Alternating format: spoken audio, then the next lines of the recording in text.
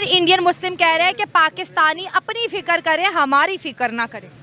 फखर से सीने पर हाथ मारकर भारत का चौकीदार कहलवाने वाला नरेंद्र मोदी, इसने जात पात रंग नस्ल मजहब के भेदभाव में तकसीम भारतीय सोसाइटी की नजरियाती सरहदों पर आंखें बंद करके ऐसी चौकीदारी दी है कि नफरत हकारत के हथियारों से मुसल्ला हिंदू इत्तेफाक-पसंदी ने भारतीय सोसाइटी में घुसकर उसका हुलिया बिगाड़ दिया। जैसे भाजपा है तो भाजपा ना करके कोई और सरकार आनी चाहिए। कोई और तो नहीं आनी चाहिए, क्योंकि ये सरकार ऐसी कुछ है नहीं। जो सरकार से हमें फ़ायदा हो रहा है, जैसे अभी मोदी जी की सरकार है तो उससे हमें इतना फ़ायदा हो रहा है, तो अगर वो आगे भी हमारा ऐसे ही फ़ायदा करेंगे, हमारा मतलब हमारी प्रॉब्लम्स को, हमारी मुश्किलों को समझेंगे, तो हम चाहेंगे कि वही सरकार है। हमारा गरीब पिस रहा है यहाँ पे अपने मुल्क के अंदर, हमारी ना रोटी पूरी है, ना आटा पूरा है, ना दालें पूरी है, ना चाय। अब रमज़ान का महीना है, कोई राशन नहीं है, लोगों के घरों में आटा नहीं है, कोई चीज़ नहीं मिल रही। सारी मुस्लिम बहनें जो हैं वो खुले तौर से मोदी जी के साथ हैं, क्योंकि आज तक ये जो जितने भी दल हैं, क्या कभी किसी ने मुसलमान बहनों को खास तौर से कभी ख्याल किया? कभी ख्याल नहीं किया गया। हम वो जनरेशन है जो हमने अपनी माँ को भी देख रहे हैं और हम अपनी बच्ची को भी देख रहे हैं, क्या बदलाव मिल रहा है वो हमें एहसास नहीं है। वो एहसास हम ही कर सकते हैं। हम ये सारे खड़े हैं इसी बात को बताने के लिए, मोदी जी हमारे भाई वाला हक अदा कर रहे हैं, वो हमारे भाईजान जैसे हैं। हमारे यहाँ हिंदुस्तान में आज तक की जो भी मैं तो यहीं पैदा हुई हूँ, मेरे पूर्वज भी यहीं के, मैंने तो जितनी आज़ादी और जितनी तहजीब इस भारत देश में, संविधान में, इस देश में इस जगह पाई है, वो मैंने कहीं नहीं पाई है।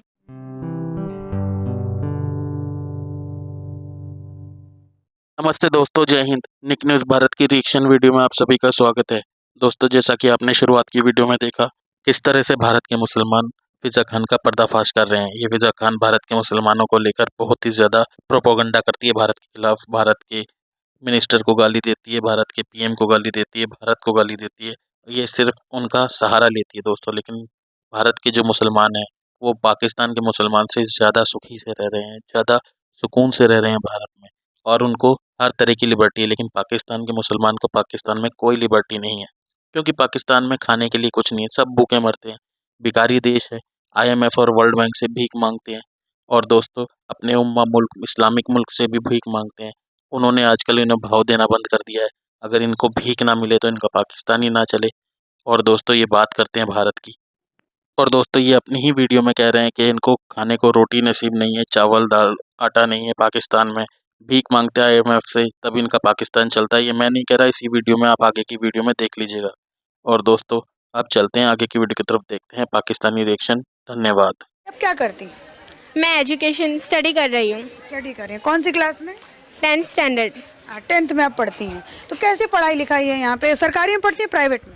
मैं गवर्नमेंट स्कूल में पढ़ती हूँ, और गवर्नमेंट स्कूल में प्राइवेट से भी अच्छी सारी तैयार, मतलब सब गवर्नमेंट स्कूल में बहुत ही अच्छी तरीके से पढ़ा रहे हैं। अभी फ़िलहाल गवर्नमेंट स्कूल में डिजिटल बोर्ड भी अवेलेबल हो गई, जो हमें पढ़ने में बहुत ही हेल्प कर रहे हैं, और सारी बेंचेस भी बहुत ही अच्छे से कवर अप हो गई है, और क्लासेस में भी बहुत ही अच्छी सफाई और स्वच्छता रखी जा रही है। सब टॉयलेट्स और गर्ल्स के हिसाब से अलग वॉशरूम और अलग व्यवस्था भी की है टॉयलेट्स में। और डिजिटल बोर्ड से हमें बहुत फ़ायदे हो रहे हैं, क्योंकि हमें जो SS में जो इतिहास के चैप्टर है वो सब हमें लाइव डिजिटल बोर्ड पे दिखाए जाते हैं, और मैथ में जो क्यूब्स एंगल सब होते हैं वो भी हमें सब लाइव करके बताते हैं बोर्ड पे, डिजिटल बोर्ड पे। अच्छा, आप कहना चाहती हैं कि जो यहाँ के जो गवर्नमेंट स्कूल हैं वहाँ पे डिजिटल बोर्ड है, तो विजुअली दिखा करके, तो इससे पढ़ने में आपको आसानी होती है। और विज्ञान में जो सब आकृति होती है आरसा की, अंतर्गोल आरसा, बहिर्गोल आरसा, या फिर जो एंगल्स होते हैं, तो वो हमें लाइव एमिनेशन के द्वारा बताए जाते हैं कि इस तरीके से बॉडी पार्ट्स में जो हमारे सब होते हैं, तो वो एमिनेशन थ्रू बताए जाते हैं कि इस तरीके से बॉडी में जाता है, इस तरीके से। हर इंडियन मुस्लिम कह रहे हैं कि पाकिस्तानी अपनी फिक्र करे, हमारी फिक्र ना करे।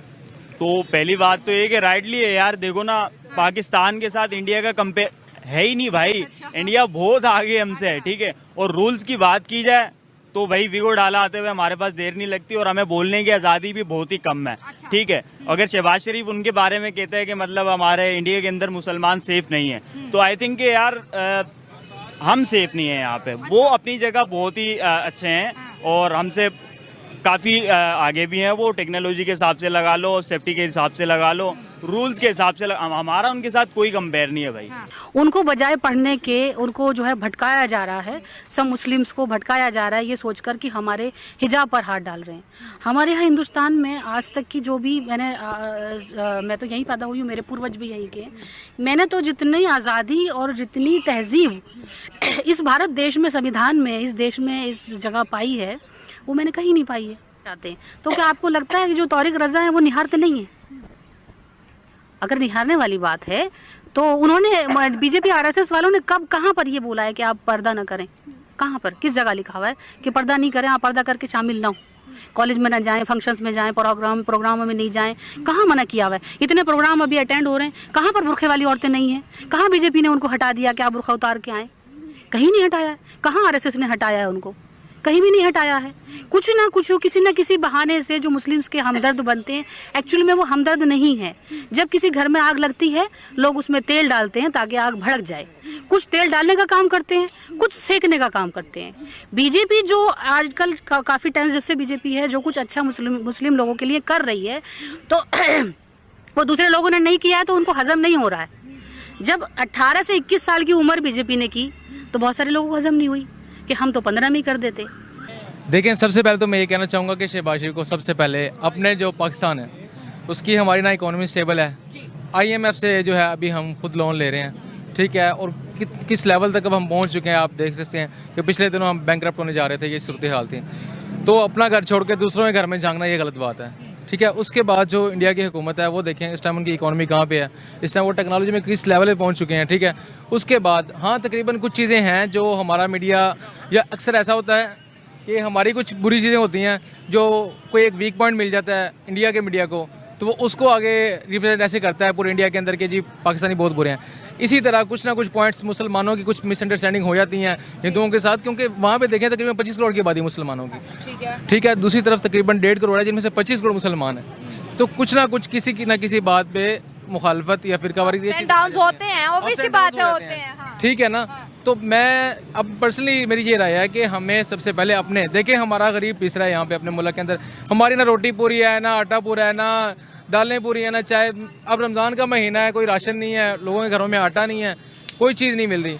तो मेरा पर्सनली ये है कि सबसे पहले हम अपने आप को देखें, अपने आप को स्टेबल करें। जब हम हो जाएं तो फिर इंशाल्लाह दूसरों की भी हम फिक्र कर लेंगे, लेकिन सबसे पहले अपने घर को। हम कहते हैं कि इंडिया के मुसलमानों पर हिंदू जुल्म कर रहे हैं। बताएं कितने मुसलमान जो है इंडिया के पाकिस्तान में रहने के लिए आए 1947 के बाद? हाँ, आपके सामने है, देख लें। जो बल्कि अभी तो कुछ मुसलमान यहाँ पे ऐसे बस रहे हैं जो कहते हैं हम इंडिया में चले जाते तो वहाँ पे खुश होते हैं, हाँ। और ऐसे हालात आ गए हैं। और कुछ तो ऐसे सनी देओल का डायलॉग, अगर 2 मिनट के लिए बॉर्डर खोल देंगे तो आधे से ज्यादा पाकिस्तान हिंदुस्तान में आ गए। कितना एग्री कर रहे हैं? हम एग्री करते हैं। वो जो है ना अक्सर करने में जरा इजी रहेंगे, हाँ, हाँ। अक्सर तो कहते हैं कि जो है ना वो जो पहले इंग्लैंड आया था पाकिस्तान पे हुकूमत करता रहा, ठीक है, वो चले गए हिंदुस्तान पे थे ना ओवरऑल।